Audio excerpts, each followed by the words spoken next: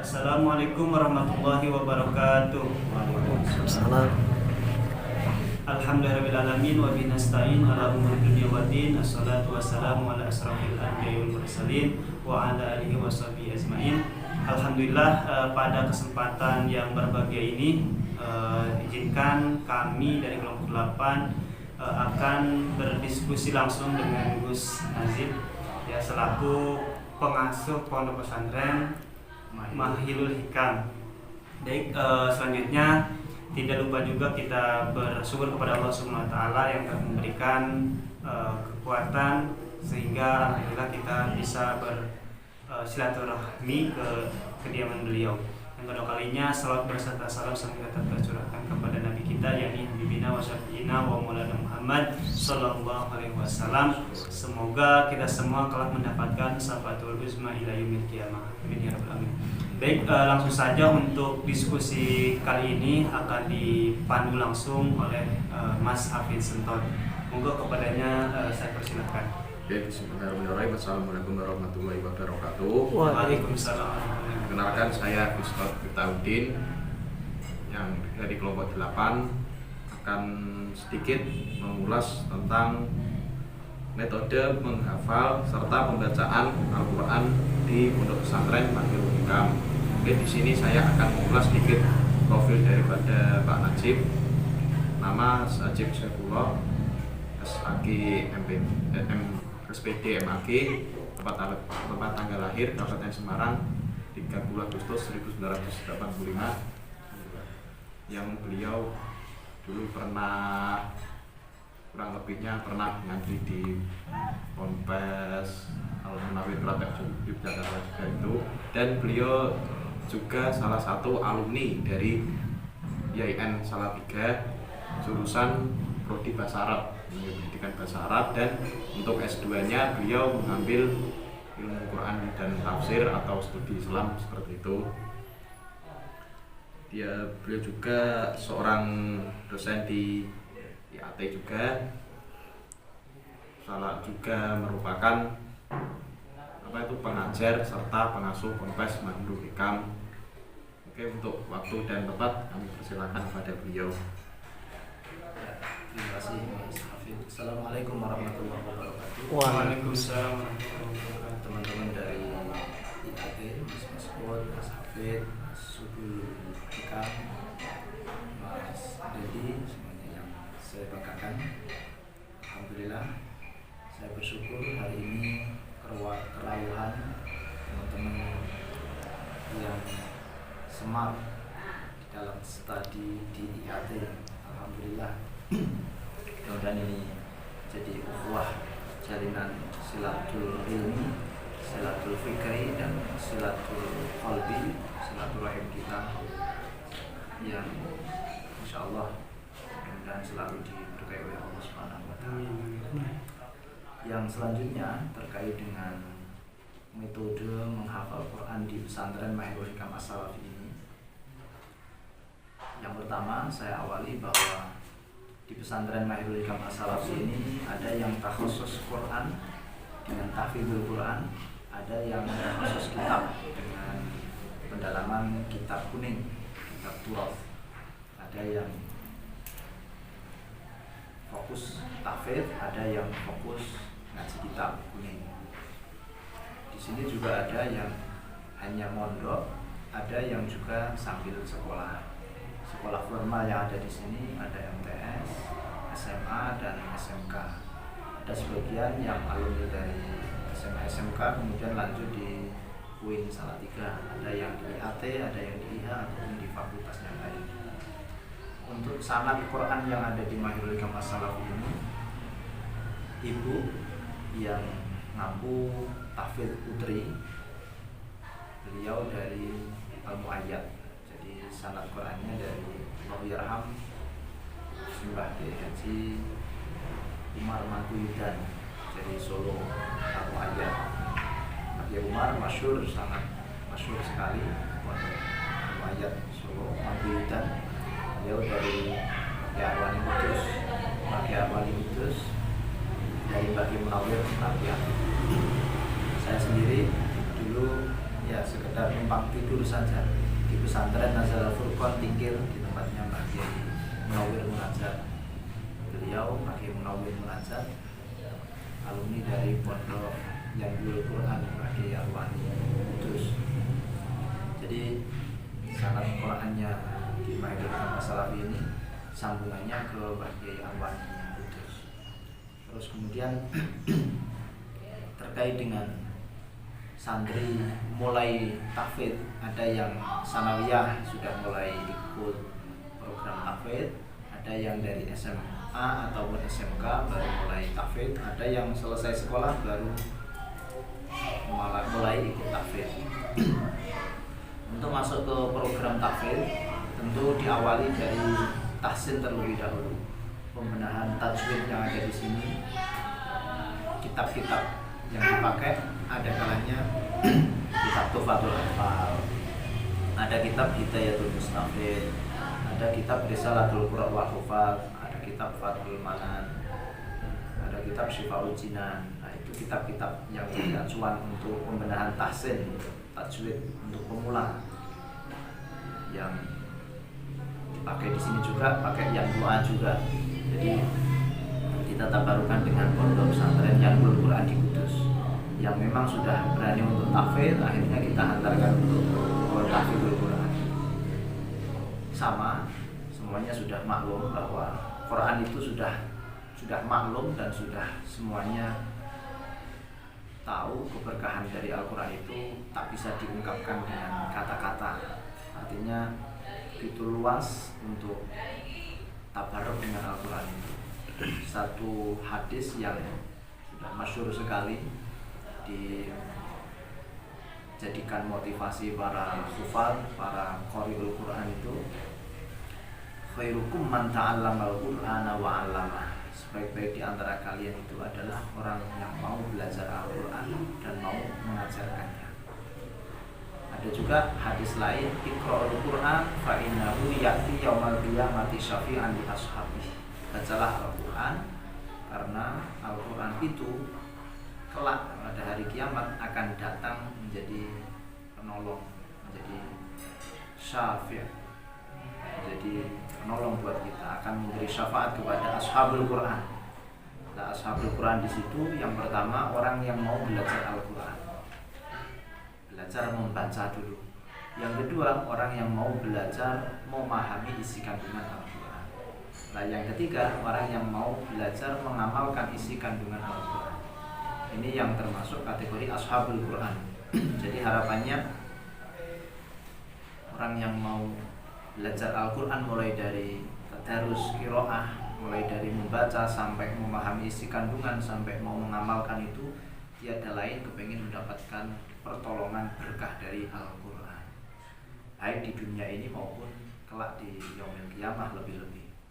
Jadi teman-teman di IAT yang payung sandarannya itu Quran, ini tiada lain misinya ya kayyafhamu ma'ani al-Qur'ani wa sunnati daqiqatil ma'ani.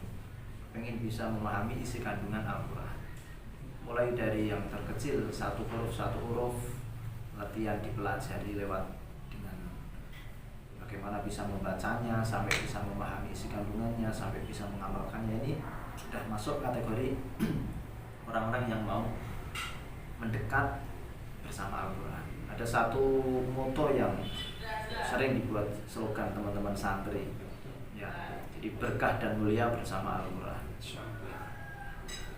Teman-teman IAT saya sangat support sekali keloyalannya dengan Al-Quran, baik dengan latihan tilawatil Quran ataupun qiraatul Quran ataupun membaca makna Al-Quran ataupun latihan mencoba ngepas ke isi kandungan Al-Quran.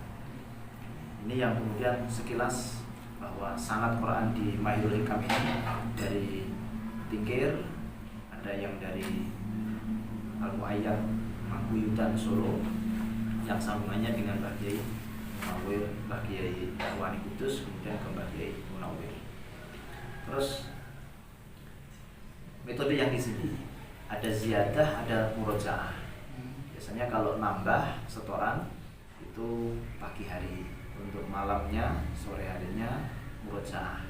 Semampunya, mastata'tum di sini. Jadi kalau memang mampunya sehari ke sekocok atau satu halaman, ya satu halaman itu yang berusaha disetorkan. Di samping juga berusaha menjaga yang sudah disetorkan. Jadi murojaahnya sore pagi, ziyadah sore murojaah. Metodenya bagaimana? Ada banyak cara yang dipakai oleh teman-teman santri di sini. Ada yang paling simpel, saya simpulkan metodenya itu yang sering saya sampaikan, thariqatut tahfidz. Metode tahfidz yang paling jitu dari berbagai metode yang ada itu sepertinya tidak jauh beda, yaitu yang penting sering dan banyak terus. Sering dan banyak terus. Kadang ada yang tidak tahu metodenya apa, yang penting dia sering dan sregep terus, itu sudah satu metode yang paling jitu. Jadi misinya orang Quran itu tiada lain terus dan terus. Sebenarnya hanya itu, nah, terus dan terus. Jadi metode yang dipakai di sini yang penting sering dan banyak terus, sering dan banyak terus. Masing-masing orang punya tipe sendiri-sendiri dan punya cobaan sendiri-sendiri. Ada yang kadang dia itu cepat ketika menghafalkan, tetapi tidak betah lama ketika murojaah.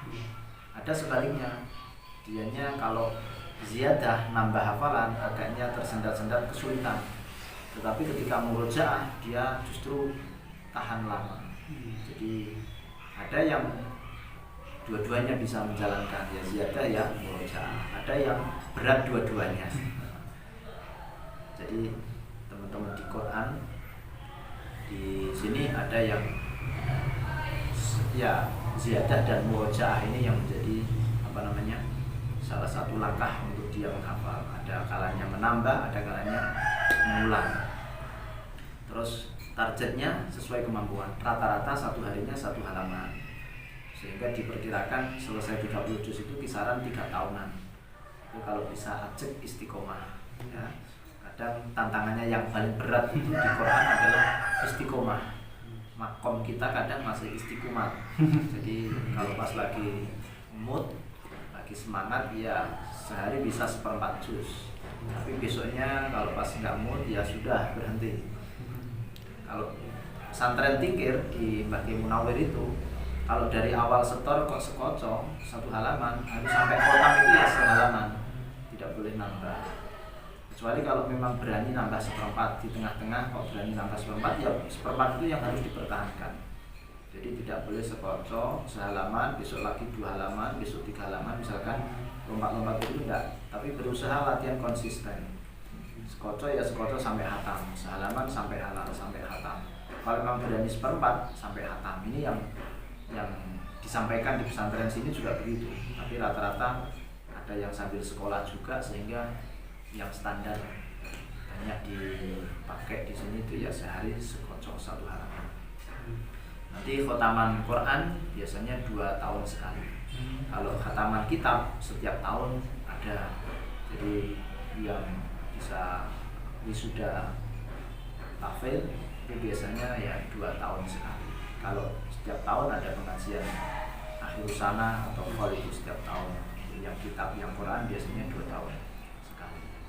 Sekali untuk kitab, sekali untuk Quran. Di Quran 2 tahunan sekali, tapi kalau kitab setiap tahun, biasanya pas menjelang Ramadan bulan Sya'ban. Untuk waktu di sini, ya manual kegiatan di sini itu pada maghrib biasanya bandingan talaki untuk Quran. Jadi talaki Quran, guru membacakan diikuti oleh semua santri. Ya, 1 ayat diikuti bareng-bareng. Itu pertama bandingan talaki. Nanti setelah talaki bandingan, ya guru membacakan diikuti oleh santri. Setelah itu nanti baru sorokan. Jadi metodenya ada bandingan dan ada sorokan. Jadi talakinya ini 1 guru membaca 1 ayat diikuti bareng-bareng. Habis itu nanti kalau sudah selesai, biasanya setiap pada maghrib itu 1 lembar atau 2 halaman. Setiap malam 2 halaman atau 1 lembar. Setelah itu nanti baru sorokan. 1 santri maju untuk sorogan. Ya, biasanya juga 1 lembar. Untuk pagi harinya, kalau yang bisa setor nambah hafalan, ya berarti setorannya biasanya di pagi hari. Pagi hari pada subuh Quran, pada maghrib Quran. Terus pagi jam 7 katakan sampai jam 2 itu untuk formal. Jam 2 sampai jam 3 istirahat. Jam 3 sampai menjelang maghrib itu yang ngaji kitab. Jadi diniyahnya, madrasah diniyahnya pada asar. Untuk pada maghrib sampai isya itu Quran. Pada subuh sampai menjelang duha itu juga Quran. Terus untuk pada isya-nya jam setengah 8 katakan jam 8 sampai jam 9 itu biasanya musyawarah kitab. Jadi untuk teman-teman di santri sini yang memang khusus di Quran disediakan ada subuh sama pada maghrib. Kemudian yang sambil sekolah ya jam pagi formal tadi siang, pada asar untuk jam kitab, malam pada isya jam kitab juga.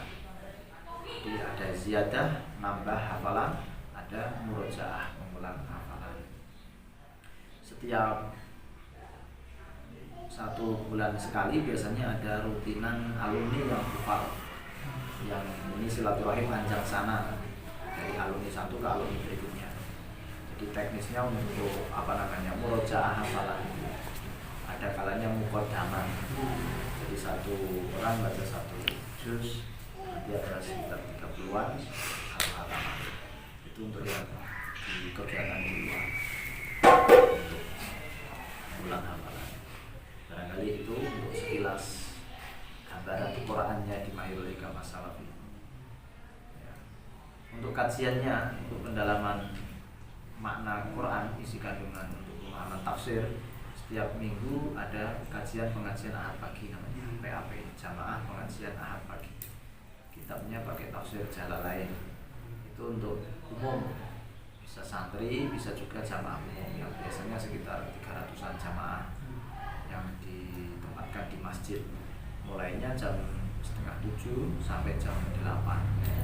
Misalnya tafsir Jalalain sama Hikam, ya, Subul Hikam. Jadi ada ngaji santri-santri hari Ahad. Habis itu jam setengah 7 gantian jamaah umum setiap hari Ahad pagi sampai jam 8. Itu ngaji tafsirnya. Jadi untuk latihan tahsin, tajwid ini pakainya kitab yang doa dengan kitab-kitab tajwid tadi. Untuk kemudian yang sudah siap tahfidz yang kita fasilitasi untuk yang mau tahfidz. Selesai dari sini bisa tadarukan ke pesantren Nazar Al-Furqan Tingkir, lagi Munawwir, Munajat. Ada yang tadarukan di pesantren lain. Kalau memang masih tetap khidmah di sini, ya berarti bisa ikut ngaji yang tanya dengan tafsir itu tadi. Kegiatan di sini ada kalanya fokus ke dalam dengan khidmah dengan santri-santri, ada kalanya juga kegiatan keluar. Jadi setiap bulan itu santri ada mujahadah keliling namanya MK.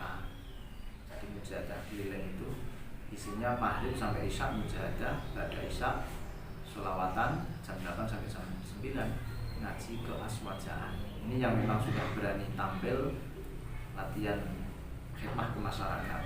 Jadi yang memang punya bidang di rebana ataupun pengajian mubalek, ya dia coba ditampilkan dengan masyarakat umum.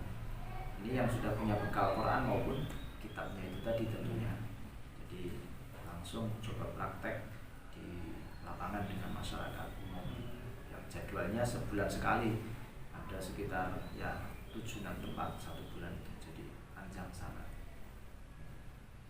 Itu kira-kira Mas Hafid.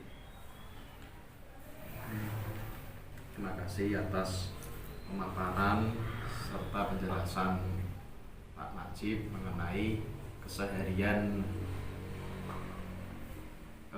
di Pondok Pesantren Mahyul Hikam.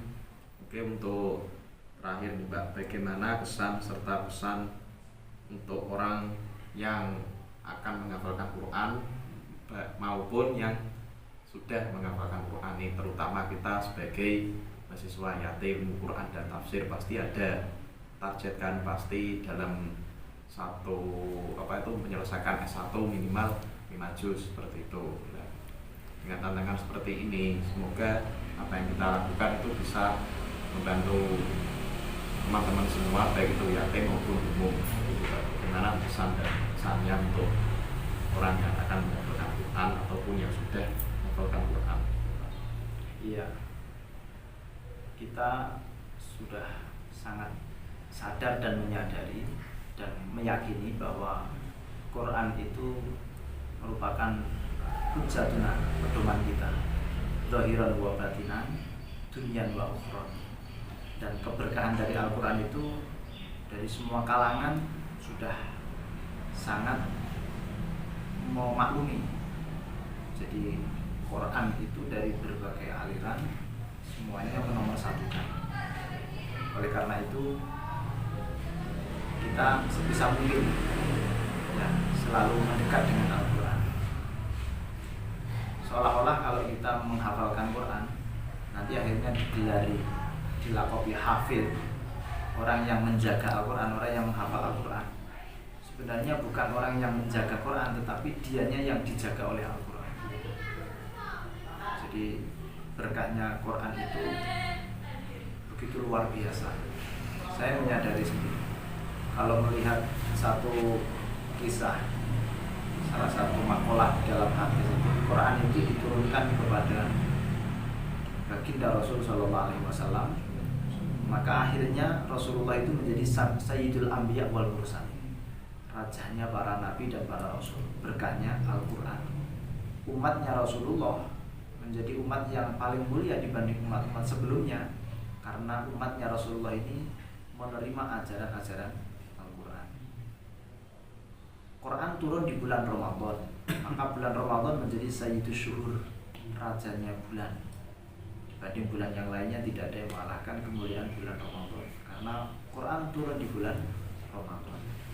Ada satu malam yang malam itu menjadi khairun min alfi syahr, lebih baik, lebih bagus daripada 1000 bulan, karena berkahnya Quran turun di malam itu, yaitu malam Lailatul Qadar. Berkahnya Al-Quran, malaikat Jibril menjadi malaikat yang paling utama karena menjadi perantara pembawa kalamullah kepada Rasulullah. Ini malaikat Jibril afdhalul malaikah, berkahnya Al-Quran. Maka dari kita, teman-teman di IAT khususnya, kalau di hati kita kok ada Qurannya, walau kalimatan, walaupun satu kalimat atau satu ayat, atau bisa sampai satu surat, atau bisa sampai satu juz, maka insya Allah seremeh apapun kita, sehina apapun kita, insya Allah akan tetap dimuliakan oleh Allah Subhanahu Wa Taala. Maka teman-teman IAT harus jauh lebih bersyukur. Karena apa? Yang jauh lebih dekat dengan Al-Quran. Sekelas Profesor Quraish Shihab yang waktu itu saya studi banding ke beliau di Pusat Studi Al-Quran PSG, beliau rela jadi tukang jaga sendalnya orang yang mau belajar Quran. Sekelas beliau yang sudah Profesor Dr. Habib Quraish Shihab saja rela jadi tukang jaga sendalnya dengan orang-orang yang mau belajar Al-Quran. Jadi orang yang mau belajar Al-Quran ataupun orang yang ikut mensupport, membantu kajian-kajian Al-Quran, insya Allah tetap akan mendapatkan keberkahan Al-Quran, akan tetap dimuliakan oleh Allah. Jadi pada intinya yakin bahwa berkah dan mulia bersama Al-Quran. Mungkin itu sekilas sharing kita, ada manfaatnya. Barangkali ada yang mau ditanyakan lagi. Oke, cukup dari apa yang telah Pak Najib sampaikan. Di sini saya akan membacakan daripada apa yang telah Pak Najib sampaikan, bahwasannya di pesantren ini ada 2 fokus, yaitu fokus tahfidz dan mengaji kitab-kitab uros atau kitab-kitab kuning, terdiri atas jenjang MTS, MA, serta SMK. Alumni tersebar di berbagai wilayah seperti itu, termasuk di UIN Salatiga. Terus mengenai sanad Quran sendiri, dari sanad ibu ada dari Ponpes Anu Ayat yang diasuh oleh Kiai Haji Umar Maguyudan, dan sanadnya ini terus bersambung hingga Kiai Haji Arwani Kudus. Terus sebelum memulai menghafalkan Al-Quran. Terlebih dahulu santri-santri di sini tahsin itu apa? Memperbaiki bacaan Quran dari mempelajari tajwidnya, kitab Tuhfatul Atfal, yang Adan dan sebagainya. Keberkahan Quran sangat luas dengan motivasinya, yaitu salah satu hadis khairukum man ta'allama al-Qur'ana wa 'allamahu, sebaik-baik kalian adalah orang yang belajar Quran dan mengamalkannya. Ada beberapa program, yaitu Bandungan Talaki yang dilakukan setiap ba'da maghrib serta ngaji ba'da subuh, dan ada program untuk pendalaman Quran yang ini bukan hanya untuk santri saja tapi untuk kalangan umum, yaitu pengajian akad pagi PAP dengan menggunakan tafsir Jalalain mulai jam 6:30 pagi hingga jam 8 malam. Untuk pesannya ya 8 pagi. Jika ada satu kalimat di dalam Quran di hati, pasti akan mendapatkan keberkahan dari Al-Quran itu sendiri. Kuncinya adalah hikmat, intinya adalah kita selalu murojaah. Dan untuk metodenya sendiri ada dua, yaitu ziyadah, menambah hafalan, dan murojaah atau mengulangi hafalan yang telah didapat, seperti itu. Mulia serta berkah bersama Quran itu yang dapat saya sampaikan dari moderator. Kurang lebih mohon maaf, yang akan saya kembalikan kepada Mas Mahfud. Baik, terima kasih buat Gus Najib dan rekan saya Mas Hafiz Sentot, bahwasanya yang sudah kita diskusikan bersama. Jadi tetap semangat buat teman-teman semua, khususnya jurusan ilmu Al-Quran tafsir di semester 3 maupun halayak umum, bahwasanya yang beliau sampaikan itu jadi ketika kita menghafal Al-Quran, maka secara tidak langsung malah kita yang dijaga oleh Al-Quran itu sendiri. Ya, jadi untuk teman-teman semua yang mempunyai target untuk menjadi seorang hafiz dan untuk menjaganya, nah silakan niatkan ikhlas kita. Dan untuk teman-teman semua juga kalau misalkan pengen menambah ilmu wawasan dan sebagainya, silahkan bisa mungkin bisa mondok ke pondok pesantren Gus Najib ini ya. Baik, terima kasih atas pemaparan dan diskusinya pada siang hari ini ya. Semoga apa yang kita diskusikan ini menjadikan barokah buat kita semua. Baik, terima kasih dari saya. Mohon maaf apabila perkataan yang kurang baik dan salah saya akhiri. Wassalamualaikum warahmatullahi wabarakatuh. Waalaikumsalam warahmatullahi wabarakatuh.